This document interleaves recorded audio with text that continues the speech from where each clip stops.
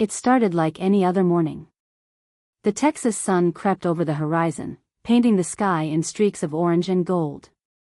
I grabbed my coffee, put on my boots, and headed out to walk the perimeter of my family's land we had owned for over 4 generations. Acres of wide, open space, mesquite trees scattered like guardians, and the faint sound of cattle in the distance. My granddad always said, if you don't walk your land, someone else eventually will. That morning, his words came crashing back with a force I wasn't ready for. I'd driven about half a mile down the gravel path when I noticed something off. The fence line near the south pasture looked strange, like it had been tampered with. As I got closer, I saw it had been completely torn down. Not just damaged, but removed, almost surgically, like someone wanted it gone for good. Then, I saw the first cement truck. It was parked beside a backhoe, and both were sitting idle, engines quiet but their presence louder than any horn blast. Beyond them, the sight that met me made my stomach drop. Rows and rows of newly poured foundations stretched across my family's ranch like a cancer. Slabs of concrete, pipes sticking up like spines, construction materials piled high, and not a single person in sight. I counted about 20 in my line of vision, but as I climbed up the small ridge near the oak grove, the full scale came into view. Dozens more. I wasn't imagining it, someone was building houses. On my land. Without my knowledge. Without my permission. Without a single warning. At first, I thought maybe it was a mistake. Maybe someone trespassed the boundary lines by a few feet. Maybe a surveying error. That kind of thing happens sometimes in rural Texas. But this was no mistake. This was planned. Organized. Funded. It looked like an entire neighborhood was underway, curbs already drawn in chalk, roads carved out, model homes even half-framed in the distance. I felt sick. I rushed back to the house, grabbed the deed, the survey papers, every legal document my father and grandfather ever passed down to me. I checked and rechecked. It was all still mine. Nothing had been sold. No easements granted. No transfers of ownership. So how the hell was there a full-blown housing development rising from my soil like it belonged to someone else? Within hours, I made calls. Sheriff's office. County records. A local attorney. It didn't take long for the truth to start surfacing. A homeowners association, one I had never even heard of, had acquired development rights through a series of under-the-table deals and shady zoning adjustments. They never contacted me. Never bought the land. They simply assumed, through a loophole that skirted proper notification, that they could begin construction. The HOA had pushed their paperwork through some dusty corner of the county planning office while everyone else was distracted, including me. The people at the planning office were vague, evasive. The HOA's name popped up under a real estate development group based out of Austin. Big money, slick suits, and attorneys who knew how to operate in gray areas. It looked like they'd used eminent domain claims to muscle through plans, even though the land wasn't officially part of any declared development zone. There was no letter. No knock on the door. Just concrete. Just invasion. I drove back to the site the next morning and found workers everywhere, hammering, digging, setting up frames like it was just another Tuesday. I stopped the site manager and asked what the hell was going on. He barely looked at me, said they were cleared to build by the HOA, and told me to take it up with them.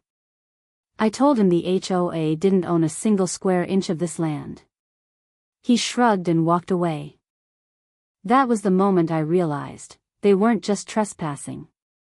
They truly believed they had the right to be there. That they could bulldoze generations of history, identity, and legacy, all for cookie-cutter homes and inflated property values. I wasn't just angry. I was stunned. My family had bled into this land, through droughts, floods, economic downturns, and long summers of hard ranch work. We raised cattle, grew alfalfa, mended fences by hand. And now some faceless HOA board thought they could erase all of that in the name of suburban expansion. Once the initial shock wore off, I knew I had to understand how this could have even happened in the first place. My land was supposed to be protected, clearly recorded in the county registry, paid off in full, with boundaries marked and titles clean. So how did an HOA, of all things, manage to get their hands on it, at least on paper? That's when the digging started, not with shovels, but with phone calls, public records, and legal files. What I uncovered was a maze of manipulation, deception, and the kind of quiet corruption that hides behind polite smiles and legal jargon. The first thing I learned was that the HOA itself wasn't just a neighborhood committee formed by local homeowners.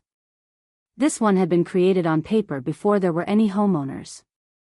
It was tied to a real estate developer who had big plans to construct over 100 homes in a so-called fast-growing corridor outside of Austin.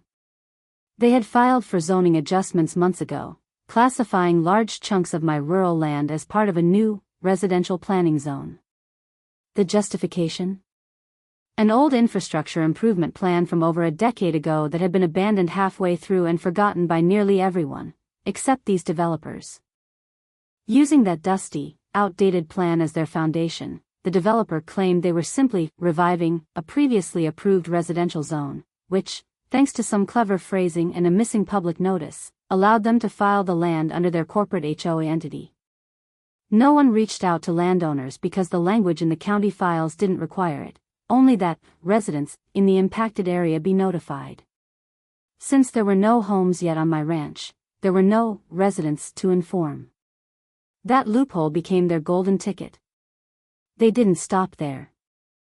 I discovered the county planning committee had voted on a fast-track approval during a low-attendance session right before the holidays. The minutes were brief. No objections listed. In fact, a few of the signatures on the approval documents raised some red flags, names I didn't recognize as part of the planning board, including one who had passed away the previous year. When I pressed the clerk, I was told it was likely a clerical error. When I pressed harder, they stopped answering my emails. Meanwhile, the HOA kept pushing their agenda forward. They'd already lined up contractors, suppliers, and even mortgage lenders before a single foundation was poured. It was as if they were so confident no one would stop them, they didn't even bother covering their tracks. They marketed the homes online under a flashy brand name, complete with fake testimonials and staged interior shots. People were already reserving lots that belonged to me. One of the more disturbing things I uncovered was a quiet campaign by the HOA to discredit landowners like me. Internal emails, which I eventually got hold of through a whistleblower in the county office, revealed that the developers had referred to ranchers in the area as non-compliant obstacles and legacy holdouts who would eventually fold or sell under pressure. They didn't see us as people. They saw us as problems to solve. And their strategy for solving us was to simply build around us until we gave up. They also manipulated tax documents, claiming portions of the land were abandoned because they hadn't seen active construction or utility usage in over a decade. Never mind that it was pasture land, that it had been used for livestock, or that it was legally zoned for agricultural use. Their paperwork painted a different picture, a forgotten plot, ready for development. What angered me most was how ordinary all of it looked on paper. The manipulation wasn't done with brute force. It was done with dotted lines, vague clauses, and quiet meetings behind closed doors. The HOA board members themselves were all listed as shell company officers, none of whom actually lived anywhere near the development. It was a puppet HOA, created solely to shield the real estate group from liability and give the illusion of community oversight. By the time I started pushing back publicly, the HOA had already sold 40 of the planned homes, promising move-in dates and neighborhood amenities. Buyers toured model homes right there on my soil, completely unaware they were standing on land that had never legally changed hands. When I confronted one of the developers, he acted surprised, even defensive, claiming everything was handled through the proper channels. But the only channels they used were the ones they dug themselves, twisting laws meant to protect communities into tools that let them erase one. Ask ChatGPT. Once I realized just how deep the manipulation ran, I knew a simple cease and desist wasn't going to be enough. These people weren't operating on goodwill or misunderstanding, they were operating on strategy. Every move they made was calculated, rehearsed, and backed by a legal team that clearly didn't expect anyone to fight back. But I've never been one to roll over when someone comes for what's mine, especially not land that carries the weight of my family's name, sweat, and blood. So, I did the only thing I could do. I prepared for war, the kind that unfolds in courtrooms and county hearings instead of battlefields. The first step was assembling the right team. I found a local property attorney who had dealt with similar overreach cases, though nothing on this scale. She brought in a land rights specialist from Dallas who had experience exposing fraudulent zoning practices. Together, they began piecing together the evidence: survey lines, deed transfers, property tax histories, aerial photos of the ranch, and every document the HOA had filed. It was a mountain of paperwork, but the inconsistencies started stacking up quickly. They discovered that the original zoning map used by the HOA to justify the development had been digitally altered. Subtle changes, just enough to make it look like their construction fell within the permissible zone, had been made without county approval. The metadata on the files proved the changes came from someone working under a subcontracted GIS firm hired by the developers. In other words, the whole map was a forgery. That alone should have been enough to stop the project, but in the legal world, it's never that simple. We filed an emergency injunction with the county court to halt construction. The HOA fired back with a team of high-priced lawyers who tried to bury us in motions and delays.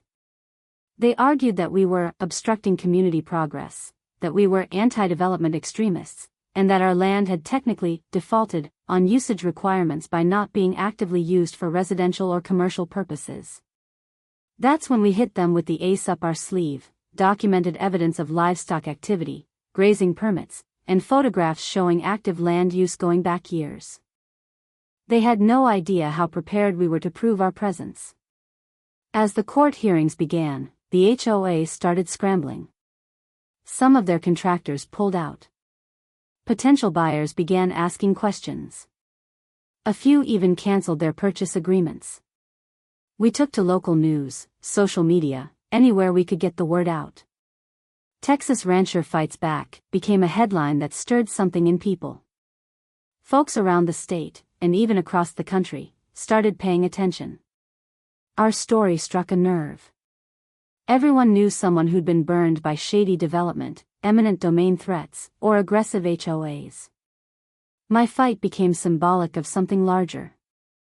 Then, something strange happened. Anonymous tips started showing up in my lawyer's inbox. Internal emails, property assessments, letters from subcontractors, each one confirming what we already suspected, that this entire development had been built on lies. Some of those emails revealed pressure tactics used against local officials. There were even suggestions of campaign donations in exchange for fast-tracked approvals. With that kind of ammunition, we filed a formal complaint with the state attorney general's office and demanded a criminal investigation into the zoning fraud. Still, the HOA's legal team didn't let up. They pushed to have the case moved to a federal court, hoping to drag it out longer and exhaust our resources. But my team held strong. We filed a countermotion, brought in a retired judge who served as a property law expert, and demonstrated that the development had never met the basic legal threshold for land acquisition. They hadn't just broken rules, they'd built an entire neighborhood on stolen land. Public sentiment shifted even more in our favor after a protest erupted near the construction site. Farmers, ranchers, and landowners from nearby towns came out with signs, tractors, even livestock in tow. They weren't just there for me, they were there for every small landholder who'd ever been bullied by corporate money and HOA greed. That display of solidarity rattled the developers. They hadn't counted on pushback at this scale, especially not in the court of public opinion. As the court proceedings dragged into their third month, my legal team stayed relentless.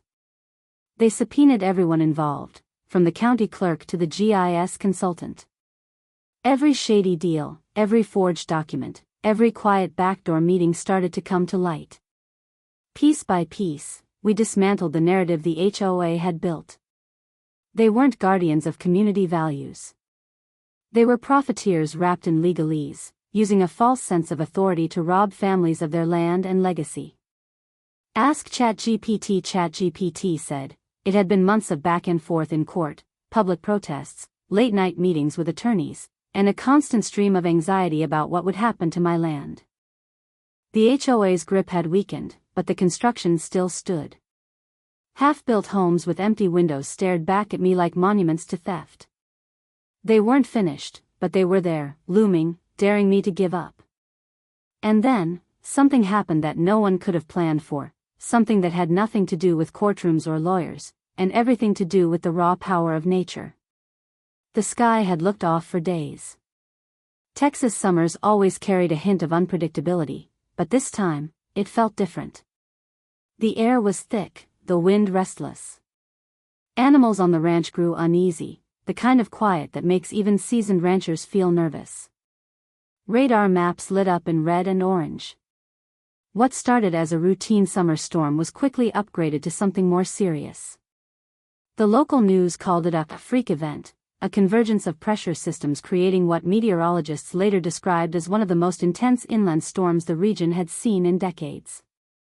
I remember standing on my porch that evening, watching the clouds twist into angry spirals. Thunder cracked so hard it shook the windows. Rain didn't fall, it slammed.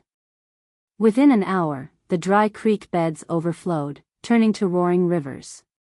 Trees bowed under the weight of the wind. Fences snapped. The sky looked like it had been lit on fire.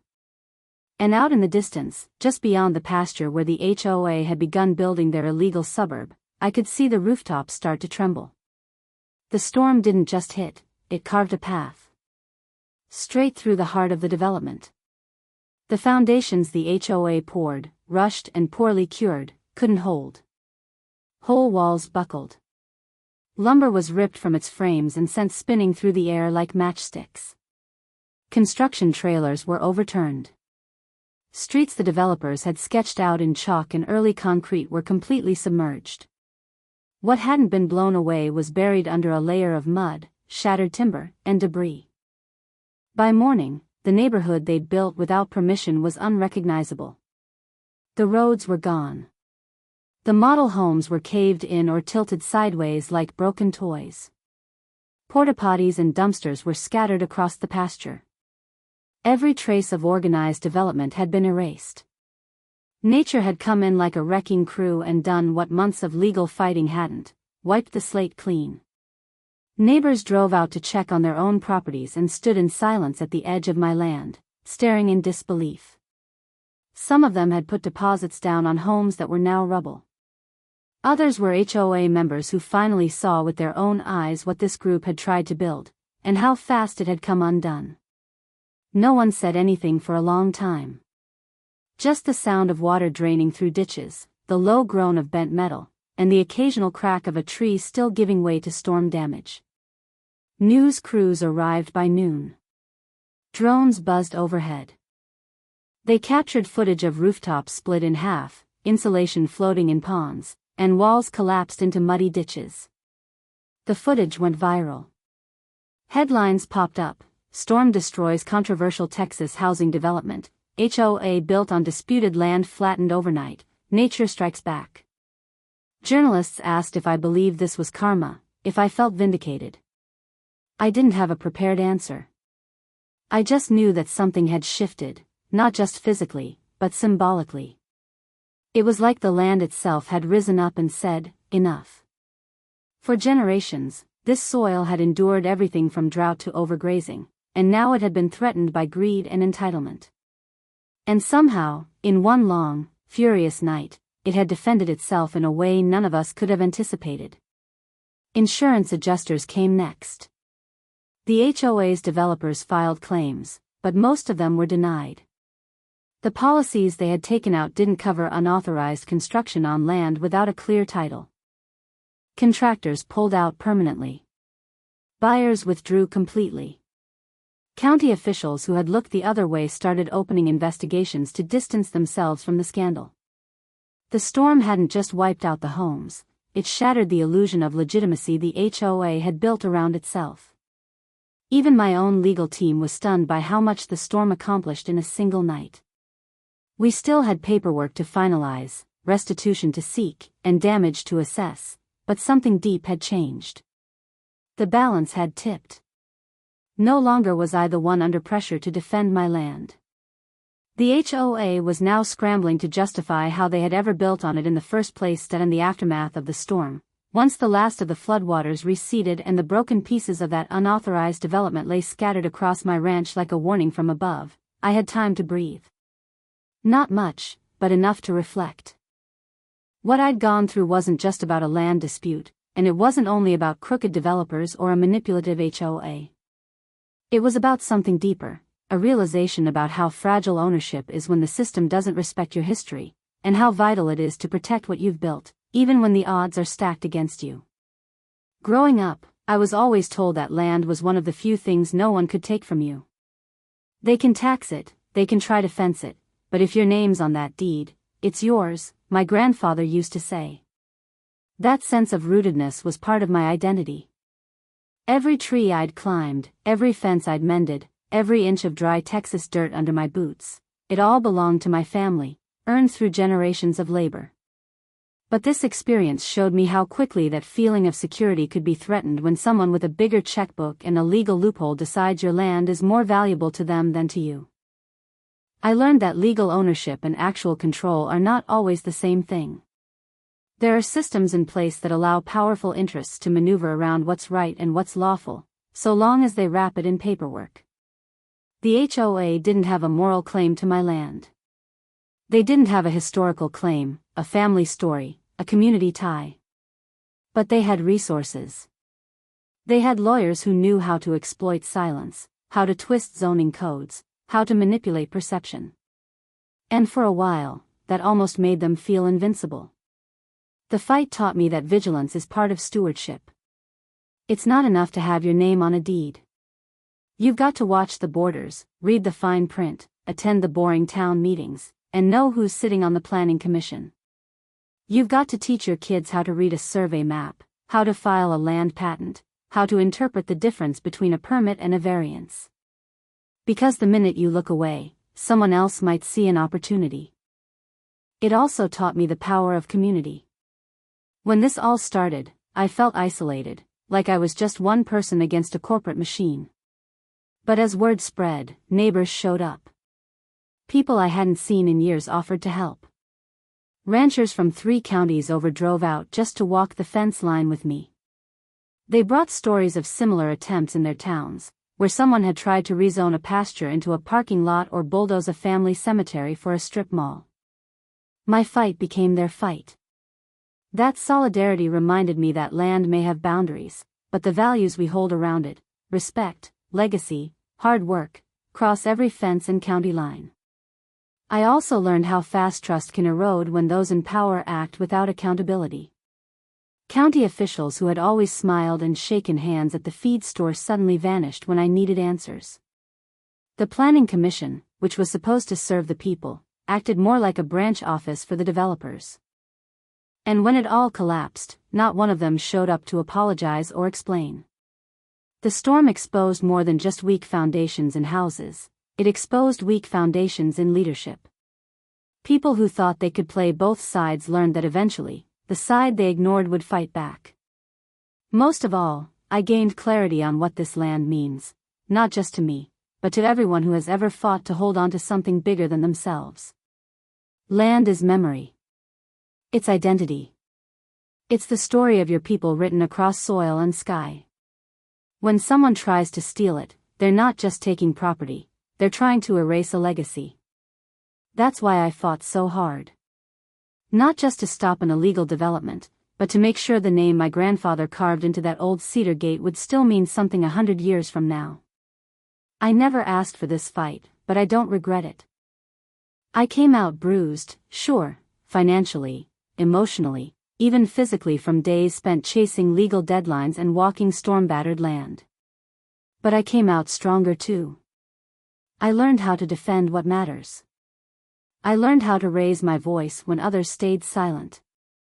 And I learned that sometimes, just standing your ground is enough to shift the entire story. After everything I'd been through, months of legal battles, sleepless nights, destroyed property, and watching strangers try to rewrite the story of my family's land, I knew this wasn't just about one ranch in Texas. This was a warning. A flashing red light for every landowner, every farmer, every person who believes that owning something means you're safe from having it stolen in broad daylight. Because the truth is, if it can happen to me, it can happen to anyone. Most people think land theft is some faraway issue, something that happens in unstable countries, or maybe in some shady backdoor deal involving forgotten heirs and lost paperwork. But what happened here happened legally, on American soil, with permits, contracts, and official-looking documents. It happened with people in suits sitting in air-conditioned offices drawing lines on maps they'd never stepped foot on. It happened with homeowners associations, a concept that was supposed to protect communities, not erase the people who built them. And it happened without a single warning. What scares me most is how quiet the process can be. There's no knocking on your door. No letter marked urgent. Just slow, creeping decisions made in meetings you didn't know about, using loopholes hidden in zoning codes and property ordinances. People don't realize that one unchecked box, one overlooked permit, one outdated map, can open the door to developers with more money than morals. By the time you find out, the cement's already being poured and the title to your own land is being questioned by someone who's never set foot on it. The idea of progress is weaponized in situations like this. That word gets thrown around by HOAs, real estate investors, and planning boards like it's supposed to end every argument. They'll tell you your resistance is selfish, outdated, that you're holding back growth. But growth at whose expense? Who gets to decide what the future looks like? Because where I'm standing, progress looked a whole lot like erasure. It looked like bulldozers where my grandfather once planted pecan trees. It looked like mailboxes lined up on my cattle trails. And it looked like people who had never introduced themselves trying to rewrite the rules of a place they didn't even understand. There's also a dangerous myth out there that HOAs are harmless, just groups of neighbors trying to keep lawns neat and noise levels down. But the reality is that some HOAs are now operating like shadow governments. They have bylaws, enforcement teams, and more power than people realize. They can impose fines, dictate what you build, and in some cases, even try to override legal property lines. They are unregulated, often unaccountable, and increasingly controlled by outside investors rather than actual residents. In my case, the HOA didn't even have a community yet. It was a legal construct created solely to give a corporate development plan the appearance of legitimacy. This story should serve as a wake-up call. Because what's happening in rural Texas is starting to happen elsewhere, too. In suburbs where small lots are being combined into massive developments. In towns where farmland is being rezoned without so much as a vote. In neighborhoods where people are being told what they can do with property their families have owned for generations. And every time it happens quietly, it becomes easier for the next one to go unnoticed. There's no simple fix. But there is awareness. That's where it starts. Landowners need to know their rights, need to know their boundaries, literally and legally. They need to show up to town halls, read through public notices, and question anything that doesn't feel right. They need to educate their kids about more than just hard work and responsibility. They need to teach them about title research, zoning defense, and how to stand up in front of a boardroom full of people who think paperwork is stronger than roots. What happened to me changed the way I look at everything. I don't take peace for granted anymore. I don't assume that silence means safety. And I don't believe for a second that just because you're right, the system will protect you. Sometimes you have to protect yourself, your land, and your story with everything you've got. Sometimes you have to be the one who draws the line and dares anyone to cross it. Because if you don't, someone else will.